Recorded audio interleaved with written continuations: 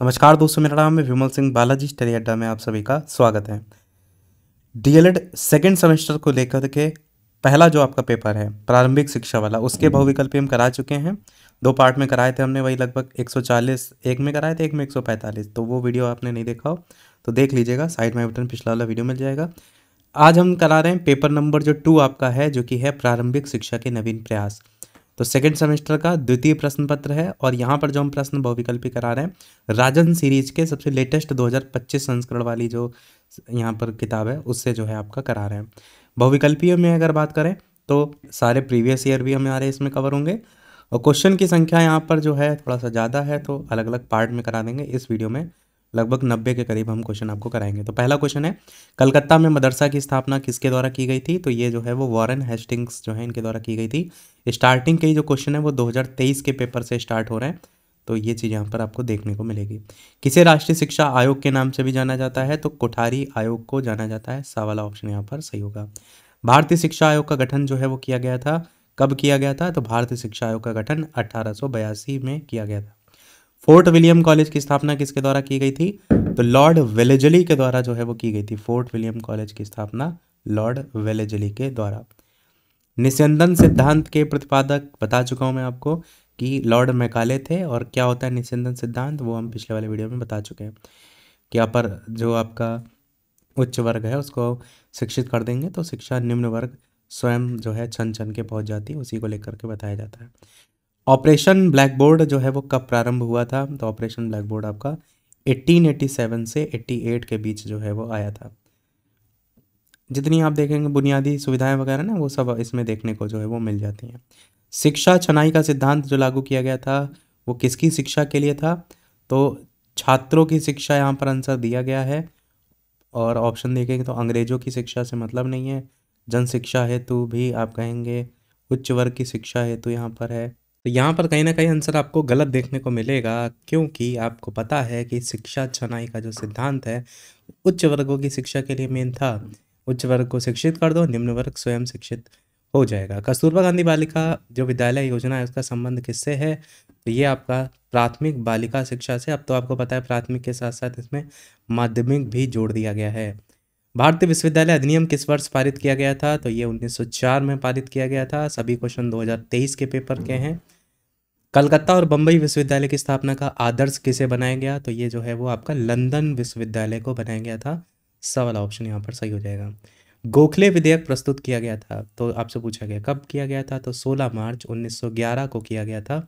सा वाला ऑप्शन यहाँ पर सही हो जाएगा। अगला प्राच्य और पाश्चात्यवाद विवाद का जो जन्म है वो आपका हुआ था, तो ये आपका कब हुआ था? तो ये आपका आंसर हो जाएगा 1813 के आज्ञा पत्र से। ये जो प्राच्य और पाश्चात्य है ना, इसमें एक नवीन विचारधारा को मानते थे, एक पुराने विचारधारा को, उसी से संबंधित था। अगला शिक्षा आयोग 1964 से 66 के जो अध्यक्ष हैं वो कौन थे? तो आपके थे DS कोठारी। तो कोठारी कमीशन आपका 1964 में तो आया था। अगला क्वेश्चन है, शिक्षा को समवर्ती सूची में जो स्थान दिया गया था वो कब दिया गया था? तो 1976 में दिया गया था। निःशुल्क और अनिवार्य बाल शिक्षा अधिकार अधिनियम किस वर्ष बना था? तो ये आपका 2009 में बना था। कस्तूरबा गांधी बालिका, अब देखिए यहाँ से आपके 2020 के पेपर के क्वेश्चन स्टार्ट हो गए हैं। 2023 के 15 क्वेश्चन जो थे यहाँ पर खत्म हो गए।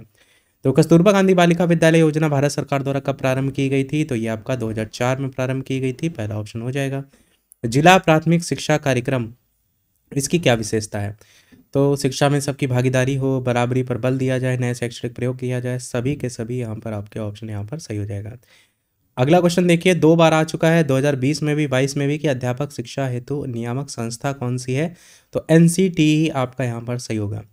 राष्ट्रीय पाठ्यचर्या 2005 के संबंध का अंश रविन्द्रनाथ टैगोर के किस निबंध से लिया गया है? ये क्वेश्चन कई बार पूछा जाता है। तो आंसर यहाँ पर आपका सभ्यता और प्रगति जो है वो, यानी ऑप्शन नंबर बी वाला, बा वाला जो है वो सही हो जाएगा। याद रखिएगा, इंपॉर्टेंट क्वेश्चन है, 2020 में आया था। 1992 में गठित यशपाल समिति किससे संबंधित है? तो स्कूली छात्रों के बोझ को कम करने के लिए था। इनके द्वारा कहा गया था शिक्षा बिना बोझ के। बस एक लाइन याद रखेंगे, इतना काफी होगा। अगला क्वेश्चन देखिए, 2 बार आ चुका है कि जो छनाई का सिद्धांत है वो किसके द्वारा प्रतिपादित किया गया था? तो ये लॉर्ड मैकाले के द्वारा किया गया था, ऊपर मैंने बताया भी आपको। नवोदय विद्यालय की स्थापना किसकी संस्तुति पर की गई थी? बढ़िया क्वेश्चन है। जो नई शिक्षा नीति थी 1986 वाली, तो इसी की ही संस्तुतियों पर नवोदय विद्यालय की स्थापना की गई। जब कोई बालक किसी भी अवस्था में प्राथमिक शिक्षा पूर्ण किए बिना ही विद्यालय छोड़कर चला जाता है तो ये क्या कहलाता है? इसे हम अवरोध कहते हैं। क्या हो जाएगा आपका ऑप्शन? अवरोध। भारतीय शिक्षा आयोग का गठन 1982 में हुआ था। इसके अध्यक्ष कौन थे? तो सर विलियम हंटर। ये जो विलियम हंटर हैं, इन्हीं के द्वारा भारतीय शिक्षा आयोग का गठन हुआ था और इसी को ही हम हंटर कमीशन के नाम से जानते हैं। हंटर कमीशन कब आया था? तो 1882 में आया था। अगला क्वेश्चन देखिए, आ भी गया आपका। हंटर आयोग का संबंध किससे है, मतलब किस समय से है? तो 1882 से 83। मैकाले का जो विवरण पत्र है उसका संबंध जो है वो किससे है? तो आपका आंसर पहला वाला 1935 का यहाँ पर जो है वो सही हो जाएगा। यशपाल समिति का गठन किस वर्ष हुआ था? तो 1992 में यशपाल समिति का गठन हुआ था। अगला क्वेश्चन है आपका डकार विश्व सम्मेलन। देख रहे हैं क्वेश्चन एक से एक आपसे पूछे जाते हैं। डकार विश्व शिक्षा सम्मेलन किस वर्ष हुआ था? तो सन 2000 में। ऑपरेशन ब्लैक बोर्ड बहुत पूछा जाता है, तो इसका गठन जो है वो किसके अंतर्गत हुआ था? राष्ट्रीय शिक्षा नीति 1986। सर्व शिक्षा अभियान का संबंध जो है वो किससे है? तो डकार विश्व सम्मेलन जो आप देख रहे हैं, पहला ऑप्शन यहाँ पर सही हो जाएगा। ब्रिज कोर्स को समाप्त किया गया तो निःशुल्क और अनिवार्य शिक्षा का अधिकार अधिनियम 2009 के द्वारा समाप्त किया गया। संयुक्त राष्ट्र संघ ने बालकों के अधिकारों की जो घोषणा है वो कब की थी? तो 20 नवंबर 1989। इसमें भी दो सन देखने को मिल जाते हैं। एक 1959 वाला भी है इसमें सन, जिसमें जो संयुक्त राष्ट्र महासभा है उसने बाल अधिकारों की घोषणा को लेकर सर्वसम्मति से अपनाया था। बाकी तो फिर 1989 में संयुक्त राष्ट्र जो महासभा है उसने बाल अधिकारों पर कन्वेंशन को अपनाया था। बाद में उसी को लेकर के घोषणा वगैरह को लेकर ही आपसे क्वेश्चन पूछा गया है।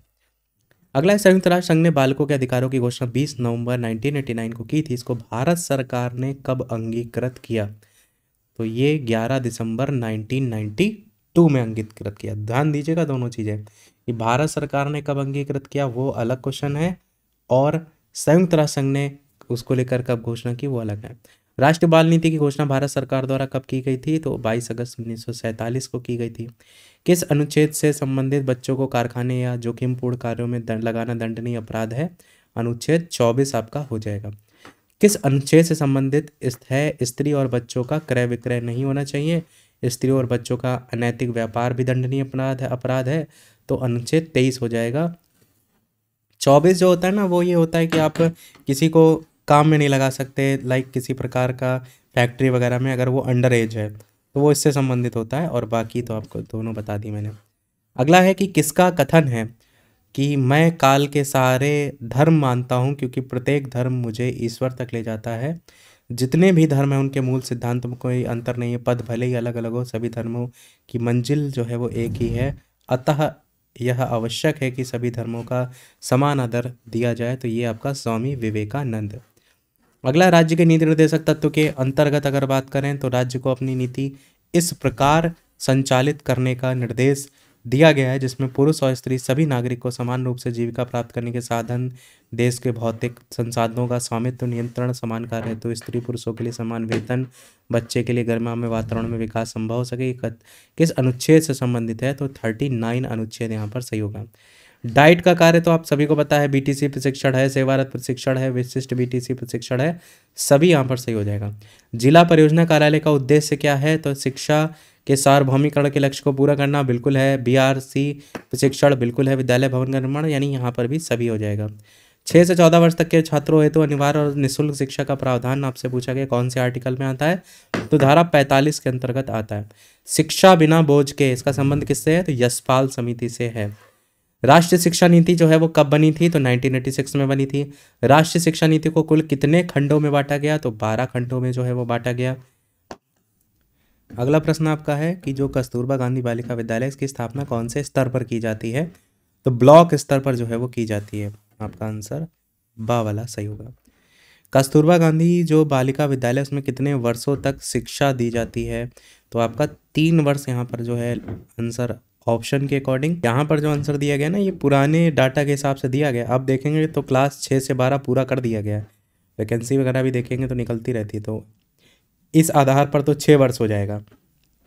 कस्तूरबा गांधी बालिका विद्यालय में बालिकाओं का आयु वर्ग क्या है? आयु पूछी गई है, ये नहीं पूछा गया कौन सी क्लास है। तो 11 से 14 आयु वर्ग जो है यहाँ पर हो जाएगा। अगला है, कस्तूरबा गांधी बालिका विद्यालय की स्थापना किस प्रकार के ब्लॉक में की जाती है? तो आपका शैक्षिक रूप से जो पिछड़े आपका हो जाएगा। कस्तूरबा गांधी बालिका विद्यालय में बालिकाओं को किस कक्षा में प्रवेश दिया जाता है? तो कक्षा 6 से स्टार्ट होता है ये। पहले एक्चुअल में 6, 7, 8 तक होता था, इसीलिए 3 साल आंसर दिया गया है। अब 9, 10, 11, 12 भी जुड़ गया है, तो इसीलिए पूरा हो जाता है। तो वही है सिचुएशन के अकॉर्डिंग।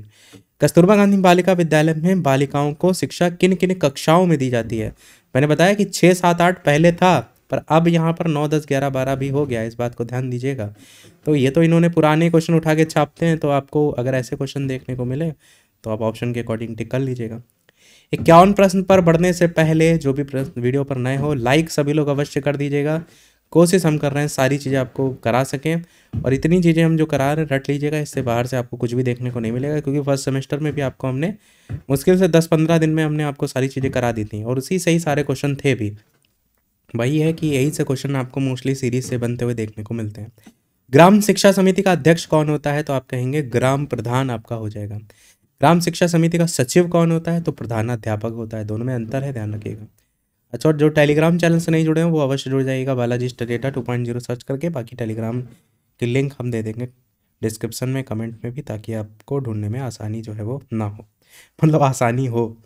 अगला है, ग्राम शिक्षा समिति में कितने अभिभावक होते हैं? तो आपका 3 होते हैं। ग्राम शिक्षा समिति में कुल कितने सदस्य होते हैं? तो टोटल 5 सदस्य होते हैं। ग्राम शिक्षा समिति में कितने महिला अभिभावक का होना आवश्यक है? टोटल 1 यहाँ पर हो जाएगा। ग्राम शिक्षा समिति का गठन किस धारा के अंतर्गत आता है? तो धारा 12 में ये आपको देखने को मिलता है। ग्राम शिक्षा समिति का गठन किस वर्ष किया गया था? तो सन 2000 में किया गया था। उत्तर प्रदेश बेसिक शिक्षा परिषद का गठन कब हुआ था? तो 1972 में हुआ था। बीआरसी समन्वयक या सह समन्वयक अपने विकास क्षेत्र की न्याय पंचायत के अंतर्गत आने वाले विद्यालयों का माह में कितनी बार निरीक्षण करते हैं? तो ये 2 बार निरीक्षण करते हैं। एनपीआरसी के प्रमुख को क्या कहते हैं? तो ये आपका संकुल प्रभारी के नाम से जो है वो जानते हैं। पहला ऑप्शन यहाँ पर हो जाएगा। एनपीआरसी समन्वयक अपने क्षेत्र के विद्यालयों का निरीक्षण प्रत्येक माह में कितनी बार करते हैं? तो 2 बार जो है ये करते हैं। बाकी कई बार फुल फॉर्म वगैरह भी पूछ ली जाती हैं, जैसे एनपीआरसी इसकी फुल फॉर्म क्या होती है? तो एन से आपका हो जाएगा न्याय, और पी से हो जाएगा आपका पंचायत, आर से हो जाएगा आपका रिसोर्स, और सी से हो जाएगा सेंटर। अगला, राज्य परियोजना कार्यालय आपका कहाँ पर है? तो ये आपका लखनऊ में कार्यालय है राज्य परियोजना। राज्य विज्ञान शिक्षा संस्थान कहाँ है? तो ये इलाहाबाद में है। ये जो है क्वेश्चन, इनसे आप देखेंगे हर साल क्वेश्चन पूछे जाते हैं, जो संस्थान वगैरह है। राजर्षि टंडन मुक्त विश्वविद्यालय, जो कि आपको पता होगा NIUS, तो ये आपसे पूछा गया गठन कब हुआ था? 1999 में हुआ था। सीमेट कहाँ पर है? तो सीमेट आपका इलाहाबाद में पड़ता है। NCERT का गठन कब हुआ था? तो 1981 जो है। तो ये यहाँ पर आंसर जो दिया गया है वो गलत दिया गया है, क्योंकि आप सभी को पता है कि NCERT का गठन जो है वो 1961 में हुआ था। तो ये वाला बा वाला आपका ऑप्शन जो है वो सही होगा। ध्यान रखिएगा, 1961 में हुआ था, और national council of educational research and training, ये इसकी जो है वो फुल फॉर्म होती है। तो आंसर यहाँ पर 81 नहीं सही होगा, यहाँ गलत छपा हुआ है, 1961 सही होगा। एक आधे गलत छप जाते हैं इसमें। अगला देखिए, क्वेश्चन भी दिया गया है वो सही दिया गया है। यहाँ पर देखिए अच्छा, यहाँ पर एक चीज़ ध्यान दीजिए, NCERT लिखा ही नहीं है, तो SCERT लिखा है ना, तो गलत नहीं दिया गया है। इसको SCERT जो होता है ना वो राज्य स्तर पर होता है, जैसे आपको पता है लखनऊ में है, तो ये गलत नहीं दिया है। ये आ वाला ऑप्शन सही दिया गया है, ये 1981 होगा। और यहाँ पर जो है वो ध्यान दीजिएगा SCERT जो है वो लिखा हुआ है, और जो ये दूसरा ऑप्शन है यहाँ पर NCERT लिखा हुआ है, जो कि आपको पता है राष्ट्रीय स्तर पर होता है, जिसका मुख्यालय दिल्ली में है। तो यहाँ पर जो आंसर दिया गया है 1961, ये भी यहाँ पर सही है। तो जो SCERT है जिसका मुख्यालय लखनऊ में है, उसका गठन 1981 में है, और जो NCERT है जिसका मुख्यालय दिल्ली में है और उसका जो स्थापना समय है वो 1961 है। तो दोनों सही दिए, ध्यान दीजिएगा। अगला देखते हैं, राज्य शिक्षा संस्थान की स्थापना कब की गई थी? तो ये आपका 1964 में की गई थी। NCTE जो राष्ट्रीय अध्यापक शिक्षा परिषद, जो सब सेवा नियमावली वगैरह बनाता है ना, तो सारे जितने भी आप देखते हैं नियम शर्तें सब इसी के अंडर में आते हैं। तो वो पूछा गया गठन कब किया गया था? तो 1995 में किया गया था। कस्तूरबा गांधी बालिका विद्यालय में प्रवेश लेकर किस कक्षा तक शिक्षा दी जाती है? तो 8 आपका यहाँ पर सही हो जाएगा। सब पढ़ें सब बढ़ें किसका उद्देश्य है? तो सर्व शिक्षा अभियान का है। मानवीय संसाधन पूछा गया, इनमें से कौन सा नहीं है? तो श्याम पट नहीं है, बालक भी है, शिक्षक भी है, प्रधानाध्यापक भी है। श्याम पट 2 जो है आप कहेंगे मानवीय संसाधन में नहीं आएगा, वो तो एक वस्तु के तौर पर आता है। नगर शिक्षा संसाधन केंद्र जो कि नगर क्षेत्र के लिए है, उसका संक्षिप्त रूप क्या होगा, तो यूआरसी जो है वो होगा। स्वतंत्रता के बाद भारत की साक्षरता जो दर है वो आपकी बढ़ी है घटी है, तो आप कहेंगे बढ़ी है। NCFTE में 10+2 के बाद कितने वर्ष के प्रशिक्षण की चर्चा है, तो 4 या 5 वर्ष यहाँ पर जो है वो सही हो जाएगा। तो इसकी फुल फॉर्म क्या होती है, NCF तो आपको पता ही, नेशनल कैरिकुलर फ्रेमवर्क होता है, और यहाँ पर टी जो जुड़ा हुआ है वो टीचर एजुकेशन हो गया। तो इसकी फुल फॉर्म क्या होगी, national curriculum framework for teacher education. अगला क्वेश्चन है, राष्ट्रीय पाठ्यचर्या की रूपरेखा 2005 के निर्माण हेतु गठित जो राष्ट्रीय संचालन समिति है उसके अध्यक्ष जो है वो कौन है, तो यशपाल समिति, प्रोफेसर यशपाल जी जो है वो लेकर के आए थे। यही आपका यहाँ पर सही होगा। बाकी इनमें इन्होंने NCF को लेकर पूछा गया 2005 को लेकर के कौन था जिसके द्वारा सारी चीज़ें रची गई थी, तो ये यशपाल जी थे। बाकी यशपाल समिति का टाइम अलग है, ये यहाँ पर क्वेश्चन दूसरा है। राष्ट्रीय पाठ्यचर्या की रूपरेखा 2005 कितने अध्यायों में विभक्त है, तो टोटल 5 अध्याय में विभक्त है। प्रथम अध्याय का शीर्षक क्या है, तो परिप्रेक्ष्य। अब ये जो अध्याय से क्वेश्चन पूछे गए ना, ये आपके जब डिटेल में आते हैं, अति लघु में आते हैं, लघु में आते हैं ना, वहाँ पर फिर आपको याद होने चाहिए, क्योंकि यही क्वेश्चन अति लघु में आते हैं तो आपके सारे नाम भी लिखने पड़ेंगे। अगला क्वेश्चन आपका देखते हैं। तो अगला क्वेश्चन है, कस्तूरबा गांधी बालिका विद्यालय परियोजना कब से प्रारंभ की गई थी, 2004 से 5 में आई थी। KGBP के संचालन और पर्यवेक्षण हेतु गठित समिति में इनमें से कौन नहीं है पूछा गया है, तो DM है, BSA है, CDO है, पर DIOS जो है वो नहीं है। अगला है NPEGEL, इसकी पूरी नाम क्या है, पूरा फुल फॉर्म क्या है, तो national programme of education for girls and at elementary level. ये आपका अति लघु में भी आ चुका है आपके पेपर में। अगला है NPEGEL के अंतर्गत चयनित मॉडल क्लस्टर विद्यालयों में कौन सी सुविधा होती है, तो ये सुविधा आपकी पुस्तकालयों की स्थापना भी होती है, निःशुल्क यूनिफॉर्म की व्यवस्था भी होती है, लकड़ी की चौकी जो व्यवस्था है वो भी होती है, सभी हो जाएगा। छात्र छात्राओं में गणित तथा अंग्रेजी विषय के प्रति कमजोरी के निदान के लिए किसका संचालन किया जाता है, विषय संबंधी कैंप का निदान किया जाता है। ECCE किस विवय वर्ष के बच्चों के लिए होता है, इसकी फुल फॉर्म होती है अर्ली चाइल्डहुड केयर एजुकेशन, तो इसकी ये होती है जन्म से 6 वर्ष। अर्ली का मतलब ही है जल्दी, तो उससे भी समझ में आ रहा है कि जन्म से है। 0 का मतलब जन्म है, ये मत समझिएगा 0 का है लिखा है। समेकित बाल विकास सेवाएं कब से प्रारंभ की गई थी, 2 अक्टूबर 1975। भारत में ईस्ट इंडिया कंपनी का प्रवेश कब हुआ था, तो सन 1600 में हुआ था। राष्ट्रीय शिक्षा आयोग का गठन कब हुआ था, तो 1964 से 66 में हुआ था। अच्छा, इस चीज़ को भी समझिएगा कि जैसे राष्ट्रीय शिक्षा आयोग है तो इसी का नाम कोठारी कमीशन है, क्योंकि एक ही के नाम अलग अलग हैं, और जो इसको लेकर के आए थे वो थे दौलत सिंह कोठारी, 1964 में लेके आए थे, तो इसी का ही नाम है कोठारी कमीशन का। अब देखिए यहाँ पर से क्वेश्चन बाल अधिकारों का जो प्रस्ताव है ना, ये 2022 के पेपर के स्टार्ट हो गए हैं। हम आपको 90 तक ही करा रहे हैं, बाकी क्वेश्चन आगे पार्ट में कराएंगे। तो बाल अधिकारों का प्रस्ताव पारित हुआ था, तो आप कहेंगे संयुक्त राष्ट्र संघ जो है वो पहला ऑप्शन यहाँ पर हो जाएगा। किसके द्वारा हुआ था ना, वही यहाँ पूछा गया। भारतीय संविधान में शिक्षा विषय जो है अथवा शिक्षा को संविधान की किस अनुसूची में रखा गया है, तो आपका आंसर यहाँ पर समवर्ती सूची हो जाएगा। लास्ट क्वेश्चन इस वीडियो का, इसके बाद एक क्वेश्चन पूछेंगे हम आपसे भी कि भारत में आधुनिक शिक्षा का जन्मदाता किसे माना जाता है, चार्ल्स ग्रांट, क्लाइव बेंटिक या कॉर्नवालिस, तो आंसर आपका चार्ल्स ग्रांट हो जाएगा। इंपॉर्टेंट क्वेश्चन है। अब वीडियो को समाप्त करने से पहले पूछेंगे एक क्वेश्चन आपसे भी, जिसका आंसर बताइएगा वीडियो के मेन कमेंट में। कि वुड का घोषणा पत्र किस वर्ष आया था, 1857, 1889, 1854, 1851। अपना आंसर वीडियो के मेन कमेंट में बताइएगा। बाकी इसका आंसर भी आगे वीडियो में बताएंगे, और इतने जितने क्वेश्चन रह गए हैं लगभग 90 के करीब, वो आगे के वीडियो में भी हम आपको करा देंगे। कोशिश हमारी यही है कि ज़्यादा से ज़्यादा क्वेश्चन कम समय में जो है वो करा सकें। बाकी जो भी चैनल पर नए हो सब्सक्राइब जरूर कर लीजिएगा, ताकि जो भी नया वीडियो आए एटलीस्ट आप तक पहुंचता रहे। टेलीग्राम चैनल से ज़रूर जुड़ जाइएगा, ताकि कई बार नोटिफिकेशन नहीं आता है तो आप के जो नोटिफिकेशन है वो टेलीग्राम के थ्रू पहुँचें, और PDF वगैरह भी जो भी हो वो हम आपको जो भी प्रोवाइड करें वो आपको मिल सकें टेलीग्राम चैनल पर। तो अभी की वीडियो में इतना ही रखते हैं। बाकी कोई सुझाव हो कोई चीज़ कराने को लेकर के, तो वो आप ज़रूर लिखिएगा कमेंट में। तो अभी तक के अब वीडियो में इतना ही। कोई प्रश्न कमेंट में पूछ लीजिएगा। वीडियो लाइक से सब्सक्राइब कीजिएगा। मिलते हैं अगले वीडियो में, तब तक के लिए सभी को नमस्कार, जय हिंद।